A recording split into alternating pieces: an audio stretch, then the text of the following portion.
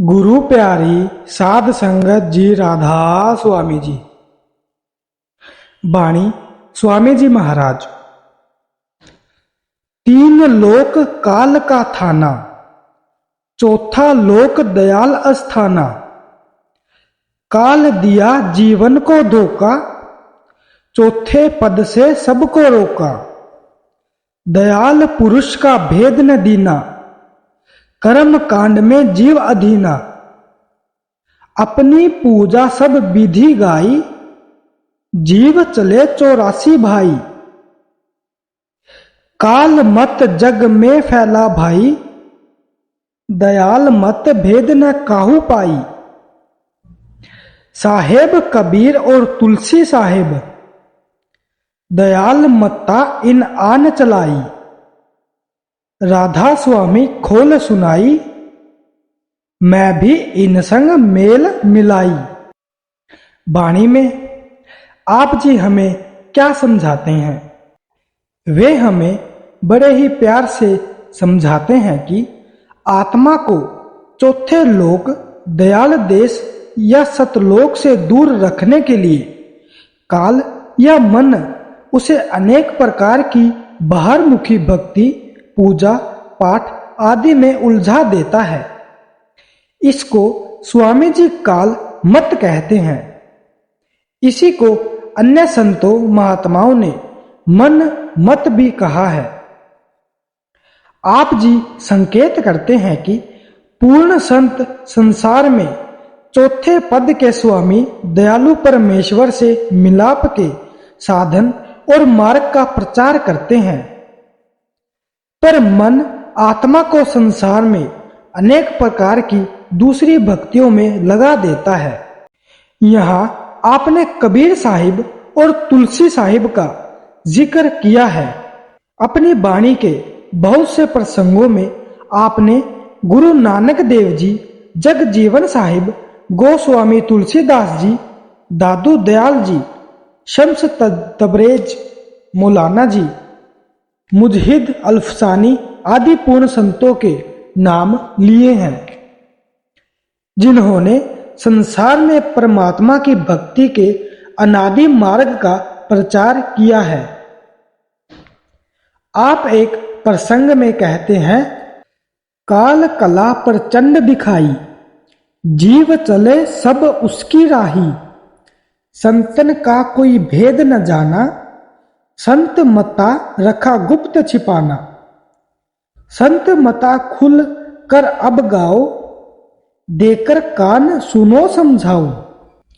आप जी फरमाते हैं कि लोग मन के बहकावे में आकर पूर्ण संतों के मार्ग को भूल जाते हैं। इसलिए मैंने विस्तार पूर्वक संत मत या दयाल मत का प्रचार किया है। एक अन्य स्थान पर आप सावधान करते हुए फरमाते हैं, पंडित काजी भेक शेख सब अटक रहे डग डग में। इनके संग पिया नहीं मिलना, पिया मिले कोई साध समग में। यह तो भूले विषय बास में, भरम धसे इनकी रग रग में। मन और माया के बहकावे में आए हुए धर्म के ठेकेदारों ने धर्म को एक धंधा बना लिया है। उनको न तो खुद सच्ची रूहानियत का ज्ञान है और न ही वे दूसरों को सच्चे मार्ग पर डाल सकते हैं। कुछ तो अज्ञानता के कारण और कुछ निजी स्वार्थ के कारण उन्होंने संसार में कर्म धर्म और नियम आचार आदि का ऐसा भ्रम जाल रच रखा है, जिसमें फंसी आत्मा कभी प्रभु प्राप्ति की मंजिल पर नहीं पहुंच सकती। इसी प्रकार आप जी फरमाते हैं, काल ने जगत अजब भरमाया, मैं क्या क्या करूं बखान। जो साधन थे पिछले युग के, सो कल युग में किए प्रमाण। मूर्ख प्राणी मन सैलानी, सो अटके जल और पाषाण। बुद्धिमान अभिमानी जो नर, विदा नारी के हुए गुलाम। बाकी जीव बीच के जितने, ना मूर्ख ना अति बुद्धिमान। जप तप वर्त संजम बहु धोके, पंच अगिन में जले निदान। देखो चरित्र काल कर्ता के, कोई सिर कोई पैर रुधान। भटक भटक भटकाया सब जग, कोई न लगाया ठोर ठिकान। आप समझाते हैं कि मन से निकृष्ट बुद्धि वाले जीवों को तीर्थों और मूर्तियों की भक्ति में, अभिमानियों को ग्रंथों शास्त्रों के पठन पाठन में और दोनों के बीच के जीवों को जप तप आदि के भ्रम में उलझा रखा है।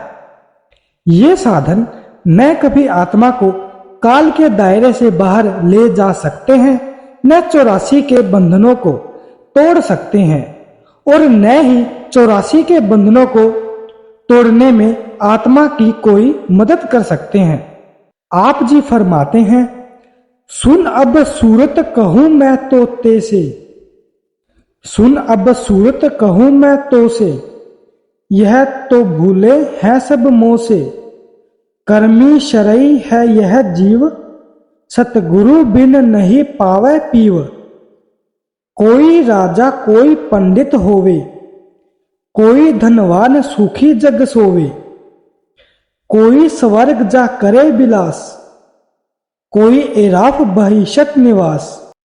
आप जी संकेत करते हैं कि अलग अलग प्रकार के कर्म कांड या शरीयत, जप तप, पूजा पाठ, दान पुण्य, तीर्थ व्रत, हठ कर्म आदि के फल के रूप में धन दौलत, राजपाट या स्वर्गों बैकुंठों का वास मिल सकता है, लेकिन परमात्मा से मिलाप नहीं हो सकता।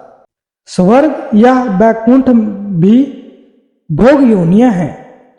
पुण्य कर्मों का फल समाप्त होने पर आत्मा को वापस मृत लोक में आना पड़ता है। आप जी आगे फरमाते हैं, उत्पत्ति अस्थित प्रलय माही, यह सब रहे काल की छाही।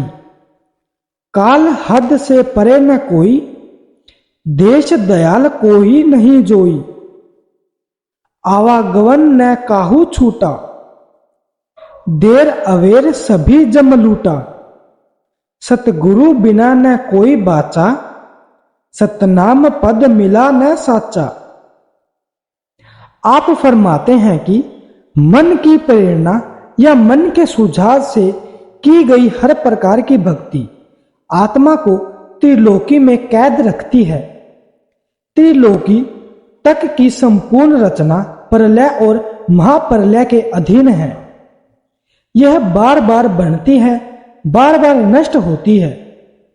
पूर्ण संत सतगुरु की सहायता के बिना आत्मा कभी वापस सतलोक नहीं पहुंच सकती।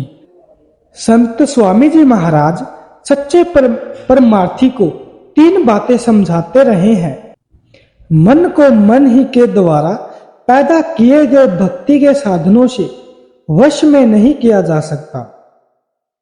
मन मत या मन के द्वारा प्रचलित भक्ति आत्मा को स्वर्गों बैकुंठों तक ले जा सकती है, इससे आगे नहीं। केवल वही शक्ति आत्मा को त्रिलोकी की सीमा से पार ले जा सकती है जो त्रिलोकी के पार से आती हो। उस भक्ति का ज्ञान सतगुरु से प्राप्त होता है।